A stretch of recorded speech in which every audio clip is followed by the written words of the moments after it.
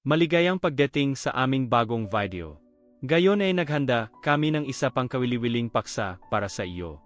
Kung nagustuhan mo ang video, huwag kalimutang mag-iwan ng iyong feedback, mahalaga sa amin ang iyong opinyon. Kaya, huwag nang mag-aksaya pa ng oras at simulan na natin ang video. Ang Pasko sa bahay ng pamilya Rivera ay laging engrande, punong palamiti, liwanag ng gaparol, at tunog ng masasayang tawanan. Ngunit sa taong ito, sa kabila ng lahat ng kinang at kulay, si Nathan ay muling naging anino sa sarili nilang tahanan. Tahimik siyang naupo sa dulo ng mahaba at masaganang mesa, sa tabi ng bintana kung saan ang lamig ng Disyembre ay bahagyang pumapasok. Sa paligid niya, masigla ang kanyang mga pinsan, tiyahin, at mga kapatid, tila walang nakapansin sa kanya. Ang bawat isa'y may hawak na kahon, binubuksan ang kanilang mga regalo ng may kasamang sigawan at yakap. 8 May, Salamat! Ang ganda ng bag. Sigaw ng pinsan niyang si Lera. Aba, Tito Raul, high-end perfume? Mapapasarap ang Pasko ko. Biro naman ng tiyahin niyang si Celeste. Ang kanyang gamat ay palipat-lipat sa bawat isa. Nakikita niya kung paano isa-isang inabot ni Mama ang mga regalo sa kanilang mga pangalan. Kay Kuya Joel, kay Trisha, kay Lola, kahit sa bunsong pamangkin na halos hindi pa marunong maglakad. Ngunit walang Nathan. Walang kahon. Walang pangalan niya sa ilalim ng Christmas tree. Pinilit niyang ngumiti. Uminom siya ng counting juice, tumango sa ilang pagbati, ngunit sa loplop niya, may mabigat na bumabalot. Hindi ito ang unang beses. Taon-taon, tila palagi siyang nakakalimutan.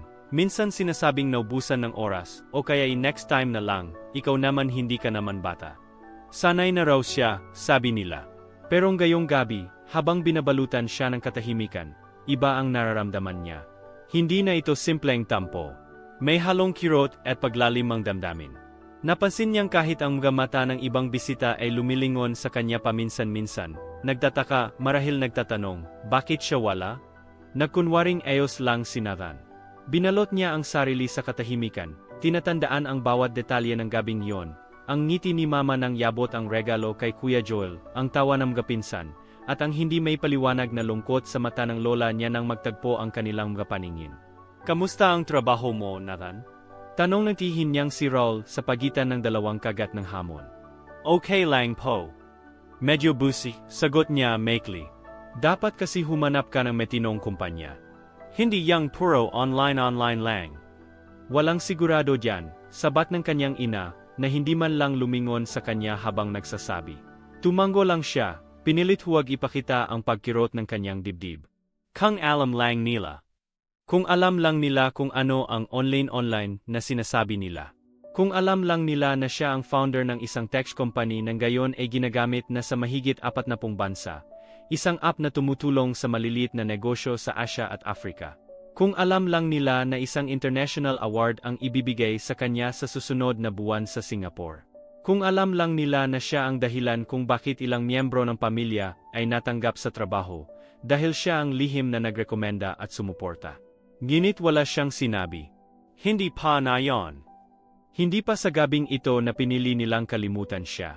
Tumayo siya sandali at lumabas sa balkonehe, sa ilalim ng malamlam na ilaw ng dekorasyong Pasko. Doon, sa gitna ng malamig na simoy ng hangin, marahang lumabas ang malalim niyang buntong hininga. Sa harap niya, ang mga ilaw sa kalye ay kumikislap, tila kinikindatan siya, o marahil kinakasap. Hindi na ako galit, bulong niya sa sarili. Pero hindi na rin ako mananahimik. Sa kanyang pagbabalik sa mesa, walang pumansin sa kanya. Hindi man lang nila napansing umalis siya. At sa kanyang pag-upo muli, habang pinagmamasdan ang lahat ng nagtatakutan sa palitan ng regalo, isang ngiti ang unti-unting lumitaw sa kanyang labi. Hindi saya, kundi ng isang pasyang matagal ng hinog. Sa susunod na sandali, may kakaibang ningning sa kanyang mga mata. Hindi na siya ang tahimik sa dulo ng mesa. Siya na ang maglalakad patungo sa gitna, dala ang katotohanang yayanig sa lahat ng inakala nila tungkol sa kanya. Tahimik pa ring nakaupo si Nathan sa dulo ng mesa, habang sa paligid niya ay patuloy ang tawanan at kwentuhan. Ngunit sa loob niya, isang pintuan na ang bumukas, at wala na itong balak muling magsara. Nagmamasid siya habang ang kanyang mga pinsan ay nagkukwento ng mga plano sa 2026. Si Kuya Joel, gaya ng dati, ay nagyayabang tungkol sa bagong sasakyan niya. Si Trisha naman ay abala sa pagpapakita ng kanyang bagong engagement ring, habang ang tihin niyang si Raul ay nagsasalita tungkol sa huling deal na muntik ng kumita ng milyon, pero dahil naloko, nawala lahat. Mga salitang paulit-ulit. Mga pangarap na paulit-ulit ding napupunta sa wala. Tahimik pa rin si Nathan. Ngunit sa loob niya, nagbabalik ang mga alaala, hindi ng kasiyahan, kundi ng mga sandaling itinuring siyang walang sasay. Naalala pa niya ang gabing inyak niya ang resulta ng kanyang unang pitch sa investors, kung saan tinanggihan siya, hindi dahil mahina ang ideya, kundi dahil wala siyang pangalan. At habang siya'y humahagulgol sa sarili niyang maliit na apartment, si Mama ay tumawag, hindi para kamustahin siya, kundi para ipangutang ng pang-enrollment ni Trisha. Alam ko naman wala kang masyadong ginagawa, Nathan, baka naman pwede mong ipahiram yung natira sa allowance mo. Ang sabi noon ni Mama, wala raw siyang ginagawa.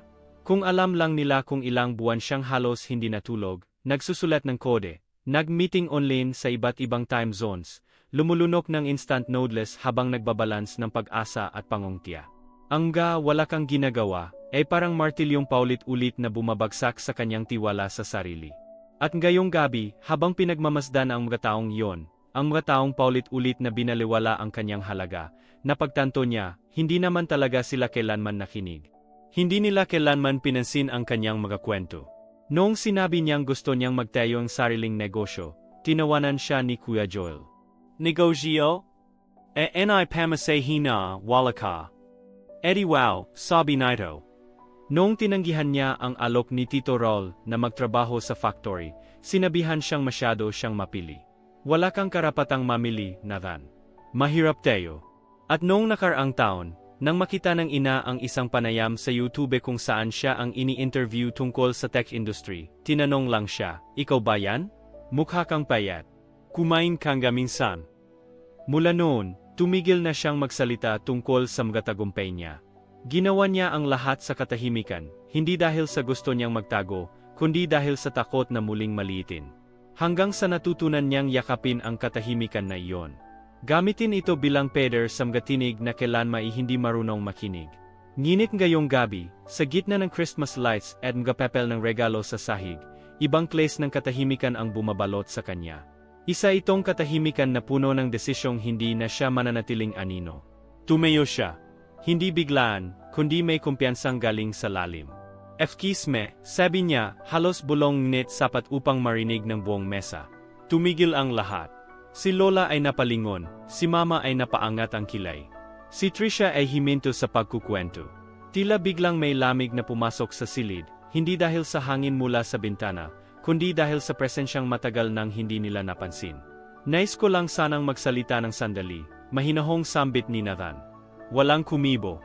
Tila na curious ang lahat, pero hindi pa rin nila inakalang may bigat ang mga salitang susunod. Salamat sa masaganang hapunan, sa pagsasalo. Pero gusto ko lang din sanang magpasalamat sa pagiging tahimik ninyong lahat, sa maraming taon na hindi pagkikinig na mga biro na mga tingin na parang wala akong silbi. Napatingin SI Mama. Nathan, NOBA. Sandali lang po ma. Hayaan niyo muna akong matapos. Ang tinig ni Nathan ay hindi na mahinahon. Hindi rin galit. Ito ay tinig ng isang taong matagal nang dininig ng mundo, ginit hindi kailanman ng sariling pamilya. Habang kayo'y abala sa inyong regalong gayong gabi, nasip ko, minsan pala hindi dahil mahal ka nila ay mararamdaman mo agad. Minsan pala, kailangan mong mawala sa dilim, para lang sila mapatingin sa ilaw. Nilingon niya ang bawat isa. Ang mga matang deti hindi lumilingon sa kanya, gayo'y nakatuon sa kanya. Wala pa siyang sinasabi tungkol sa kanyang tagumpay, ngunit alam niyang malapit na. Ang gabing ito'y magiging simula ng pagbabago. Ngunit bago ang pagbubunyag, kailangan muna nilang marinig, hindi lang kung ano ang ginawa niya, kundi kung sino siya. Tahimik ang buong mesa. Ang gatinig na deti di mapigilan sa kasyahan, gayon ay natigilan, nabigla, nabitin sa air. Lahat sila'y nakatingin kay Nathan, ang tahimik na anak, pamangkin, pinsan, nang gayo'y nakatayo sa gitna nila, bitbit ang katotohanang matagal niyang itinago. Walang galit sa kanyang tinig, ngunit bawat salita'y may bigat na tila martilyong unti-unting gumigiba sa mga maling akalang kanilang itinayo tungkol sa kanya.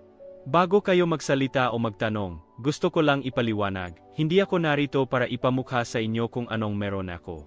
Nice ko lang ipaalala na habang kayo yabala sa paghusga sa online lang na trabaho ko, habang tinatawanan niyo ang mga pangarap ko, ako po'y nagtatrabaho araw at gabi. Walang suporta, walang naniniwala, pero hindi ako tumigil. Pilit niyang hinila ang isang maliit na kahon mula sa kanyang bag at inilapag ito sa mesa. Binuksan niya ito at inilabas ang isang plaque ng pagkilala, isang sertipiko mula sa isang kilalang International Innovation Summit.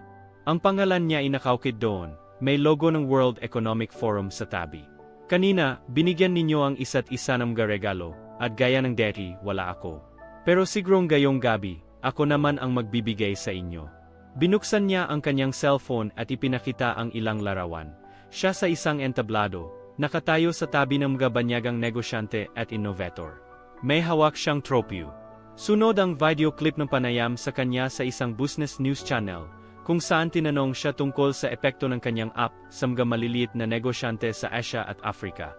Ang app na ito, paliwanag niya, ay tinatawag na Microlink. Isang platform na tumutulong sa mga tindera, magsasaka, at maliliit na negosyo para makabenta online, kahit walang opisyal na website. Sa ngayon, mahigit 12 milyong users na po kami. Hindi makapagsalita si Mama. Si Kuya Joel ay natulala. Si Trisha ay napayuko, habang si Tito Raul ay tila hindi alam kung paano sisingit sa katahimikan. Gayon ko lang sinabi, dahil noon pa man, pakiramdam ko wala namang makikinig. Dagdag pa ni Nathan, malumanay ngunit diretso. Lumapit si Lola, dahan-dahang humawak sa kamay ni Nathan. Anak, patawad kung hindi ka namin nakita. Hindi namin alam. Tumango siya, bahagyang nangingiti. Alam kayo, Lola. Kaya hindi ako galit. Pero gusto ko lang kayong tanungin. Kailan niyo balak maniwala sa isang tao? Kailan sapat ang katahimikan niya para marinig niyo ang totoo niyang boses? Napetingin si Mama, ang kanyang mga matay puno ng luhang hindi niya mapigilan. Anak, akala kayo okay ka lang, akala kayo hindi mo kailangan. Hindi ko kailangan ng regalo, Ma, sagot ni Nathan. Ang kailangan ko lang, sana kahit isang beses, may magsabi sa akin na proud sila. Na hindi ako biro. Na hindi ako pabigat. Napalanok si Mama. Nathan, proud kami. Hindi lang namin alam kung paano ka unawain. Sa pagkakataong iyon, ang katahimikan ay hindi na mabigat, ito'y naging espesyo ng pagninilay. Isa-isang lumapit ang kanyang mga pinsan, si Joel, si Trisha, si Tito Raul. Lahat sila'y may sariling paraan ng paglapit, si Joel ay yumakap, si Trisha ay umiyak na nagsorry, si Tito Raul ay tumango ng mahigpit, tanda ng pag-amin. Hindi na kailangang ipaliwanag lahat ni Nathan. Hindi para ipagyabang, kundi para ipakita sa kanila ang pagkatao niya na hindi nila kailanman hinayaang umusbong sa kanilang paningin. Sa muling pag-upo niya, iba na ang tingin sa kanya. Hindi bilang si Nathan na laging wala, kundi si Nathan na naroroon pala sa lahat ng panahon, piniling maging tahimik, pero gayon ay marunong na ring magsalita. Pasensya na po kung gayong gabi ko lang sinabi, sabi niya.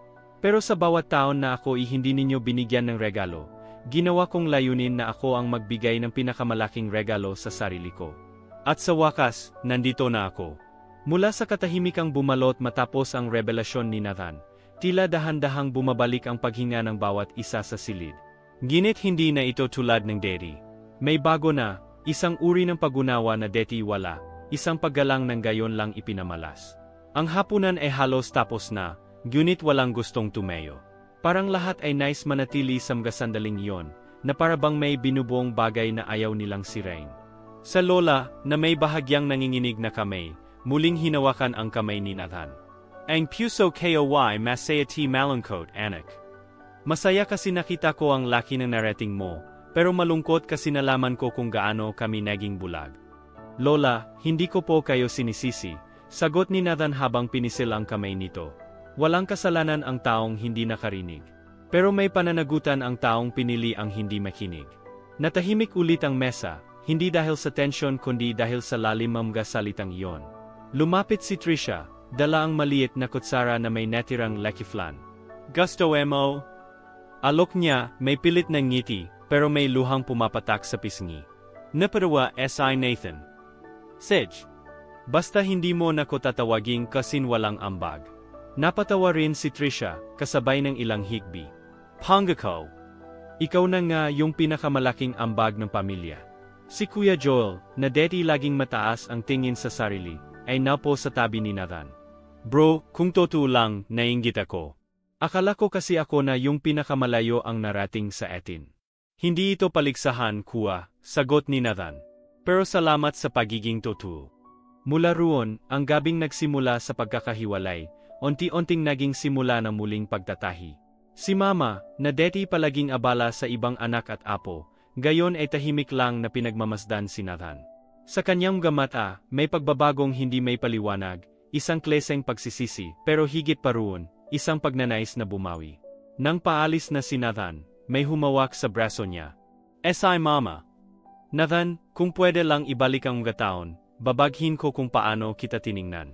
Pero ngayong alam ko na, anak, pwede bang magsimula ulit?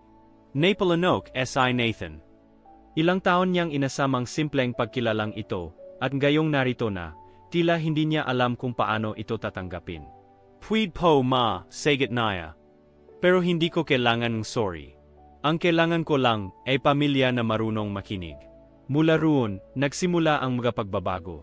Sa mga sumunod na linggo, ang bahay ni Nathan, na dati tahimik, puno ng libro, laptop at code, ay unti-unting napuno ng buhay. Dumadalaw na si Mama tuwing linggo, minsan may dalang lutong ulam. Si Lola ay palaging may kwento, at minsan ay nagdadala ng lumang larawan nilang pamilya para ipakita sa kanya. Isang araw, dumating si Trisha sa opisina ni Nathan. Pwede bang mag-intern dito? Tanong niya, nakangiting may dalang resume. Sure, sagot ni Nathan. Pero hindi dahil pinsan kita, kundi dahil naniniwala ako sa second chances. Lahat ay unti-unti. Walang perpektong pagbabalik. Ngunit ang tahanang dati lugar ng hindi pakikinig, gayon ay nagsisimulang matutong makinig, sa himig ng katahimikan, sa bigat ng nakaraan, at sa pag-asa ng bukas. At si Nathan, sa wakas, ay hindi na kailangan pang sumigaw para mapansin. Ang kanyang presensya, ang kanyang katahimikan, ay sapat na para marinig siya, dahil sa isang gabing iyon ng Pasko, ipinanganak ang isang bagong tahanan, hindi sa anyo ng perpektong pamilya, kundi sa pagkakaroon ng tunay na pagkilala, respeto at pag-unawa. Pasko NA naman. Ngunit ngayong taon, hindi katulad ng mga nakaraan. Ang bahay ni Nathan ay hindi na madilim at tahimik sa araw ng Kapaskuhan. Ang dating silid na puno ng mga gadgets at whiteboards ay naging bukas na lugar para sa kanyang mga mahal sa buhay. May mga palamuting bituin sa kisem, mga parol na inilawan ni Trisha at Kuya Joel, at sa gitna ng sala, isang simpleng, makulay na Christmas tree na sila mismo ang nagdekorasyon magkakasama. Sa unang pagkakataon matapos ang maraming taon, si Nathan ay hindi na naiba. Hindi na siya ang nakakalimutan sa Pasko. Siya nang gayon ang taong inabangan ng pamilya, hindi dahil sa kanyang tagumpay, kundi dahil siya mismo ang tagumpay na hindi nila nakita noon. Habang naghahanda sila para sa Noche Buena, si Mama ay abalang-abala sa kusina, si Lola ay nag-ayos ng mesa, at si Nathan ay kasamang nagbabalot ng mga regalo para sa mga batang kamag-anak. Sa bawat tawa, sa bawat kwentuhan, daman niya ang pagbabagong nangyari sa loob ng isang taon. Lumapit si Mama sa kanya, may dalang kahon na balot ng kulay gintong pepel. Para sa iyo to, anak, sabi nito habang inaabot ang regalo. Napakunot noo si Nathan. Regalo? Para sa akin? Akala ko, ako ang nagbibigay ngayon. Ngumiti si Mama, may halong ka ba? Pero ngayong taon, gusto naming ipadama sa iyo na, hindi mo na kailangang magbigay para mapansin.